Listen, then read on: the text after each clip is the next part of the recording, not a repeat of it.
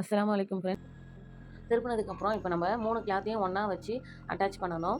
இப்போ இதில் நீங்கள் பார்த்தீங்கன்னா நமக்கு சிந்தட்டிக்கும் நெட் ஃபேப்ரிக்கும் நல்ல பக்கம் இப்போ வெளியே வந்துருச்சு. நம்ம ஹாஸ்பிரேட் கொடுத்து லைனிங்கில் தைச்சோம். அந்த லைனிங் வந்து நம்மளுக்கு உள்பக்கம் போயிடுச்சு. நம்ம தைச்சதே தெரியாத மாதிரி மேலே லைனிங் வர மாதிரி நம்ம வச்சு 3த்தையுமே ஒன்றா வந்து அட்டாச் பண்ணணும். லைனிங்கில் நம்ம கொடுத்த ஹாஸ்பிரேட் வந்து நம்ம ஸ்டிச் பண்ணதுக்கப்புறம் வெளிப்பக்கம் தெரியாத மாதிரி நம்ம ஸ்டிச் பண்ணணும். இப்போ நீங்கள் இது போல் நீங்கள் ஸ்டிச் பண்ணிங்கன்னா ஹாஸ்பிரேட் வந்து உங்களுக்கு ஃபுல்லாகவே உள்பக்கம் போயிடும். இப்போ நீங்கள் பார்க்குறதுக்கு வெளிப்பக்கம் நெட் ஃபேப்ரிக்கும் உள்பக்கம் நம்மளுக்கு லைனிங்கும் கொடுத்து ஸ்டிச் பண்ண மாதிரி தான் இருக்கும். ஸ்டிச் பண்ணிவிட்டு சைடில் எக்ஸ்ட்ரா இருக்கிற லைனிங் அளவு போக மீதி இருக்கிற எக்ஸ்ட்ரா கிளாத்து அந்த ஹாஸ்பிரேட் எல்லாத்தையுமே நம்ம கட் பண்ணி எடுத்துடணும்.